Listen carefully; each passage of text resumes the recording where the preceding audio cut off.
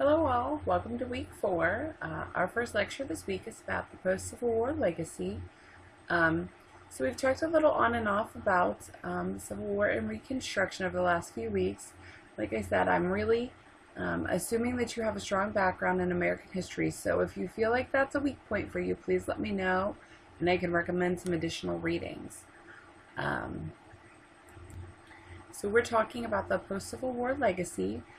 These lectures are not always strictly in chronological order. Various moments overlap, so it could be confusing to stick to a strict timeline. We look at a lot of things thematically in this class. In order to move into the 20th century, we're going to reach back to the mid-20th century, or the mid-19th century, excuse me. Are you aware that the Civil War had an impact on the 20th century social welfare in the United States? That's what we're going to talk about in this lecture. So the roots of organized charity or organization are in the U.S. Sanitary Commission in 1861. It was a response to the filth and disease of military campaigns during the Civil War. Some of you may be aware of some of the statistics about how we lost more people in the Civil War to disease and wounds than we actually did to the battlefields. Response to lack of nurses and adequate transportation services for the wounded. It was led by women, financed and directed by private means. So this did not start out as a government program. This was strictly the private charities we've talked about before. The primary goal was to unite local voluntary relief societies into a national organization to supplement government agencies. Initially, it was preventive measures, educate inexperienced troops about proper hygiene, supervise living arrangements in Army camps and Army hospitals, but it really becomes expanded from there. One of the things is distribution of bandages, food, and clothing, and there would actually be these large collectives of women who would get together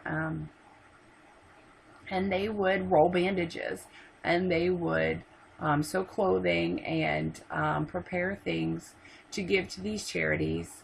It's especially in the South because the war effort was so underfunded. Recruited and supplied more nurses. They maintained houses for soldiers. They set up channels of communication between battlefield and home. One thing that we have to think about is how limited communication was during these times. There could be large lists of people, and that might be how you found out that you'd lost someone in the war.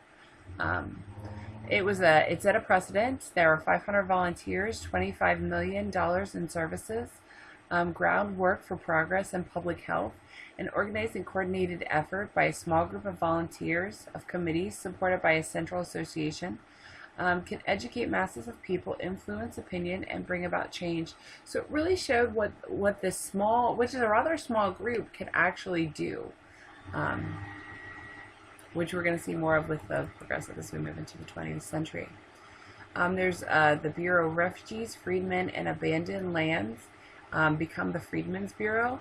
It's the first federal welfare agency from 1865 to 1869. It's a major source of public welfare to the South. It's a relief agency, rations 72% to blacks and 28% to whites. It was an employment agency. It assisted freed slaves in getting jobs, because one thing that you have to remember is at what a disadvantage freed slaves were. They, up until the Civil War, it had been illegal for them to learn to read and write, so most of them couldn't even write their own name. They didn't know anything but farming. There was very little industry in the South. And sharecropping becomes a real issue. It becomes, some historians have referred to it as the second form of slavery, because it becomes really African Americans being underpaid and overworked. It becomes a settlement agency. It distributed abandoned property among the black farmers. Some of you may have heard this idea that people were going to get a certain set of land.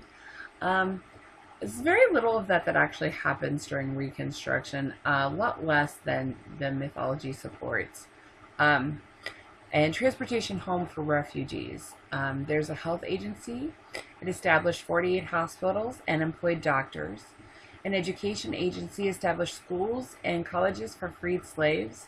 As I mentioned, most slaves, it was illegal to teach slaves, so that even if you wanted to support education near slaves, it was against the law, and not many slaves could read and write, even at a basic level. And it also established orphan asylums. It's clearly, we see a lot of orphans coming out of the Civil War. It was a legal agency. It maintained courts in which justice and criminal cases involving ex-slaves were dealt with in an informal and just manner. Challenges to large-scale federal aid to the needy.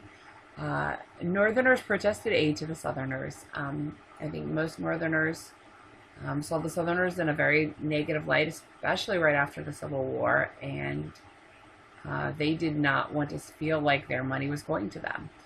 Southerners protested aid to freed slaves, claiming it made them lazy and idle. So, this is not a new idea for us, this idea that if we give people money, they won't want to work. But when you introduce race as an idea, it's even worse in the South after the Civil War. It ended in 1872, ahead of its time, in providing aid on a broad scale. So, historians debate often how much the Freedmen's Bureau actually accomplished. But a lot of schools and a lot of education it's personally one of my favorite things about the Freedmen's Bureau, is that they did provide a lot of basic education and even some higher up education. And that was important right after the Civil War. And it was not as broad as perhaps it needed to be, given the situation especially, but it did provide some aid. And did provide a template for what will come later. There's also, after the Civil War, Negro benevolent societies. So African Americans have their own benevolent societies. Following the end of the Civil War, institutions did include space for African Americans, but in segregated facilities, and typically they were inferior to white facilities. When the Freedmen's Bureau was ended as a major source of welfare in the South, black families relied on extended families.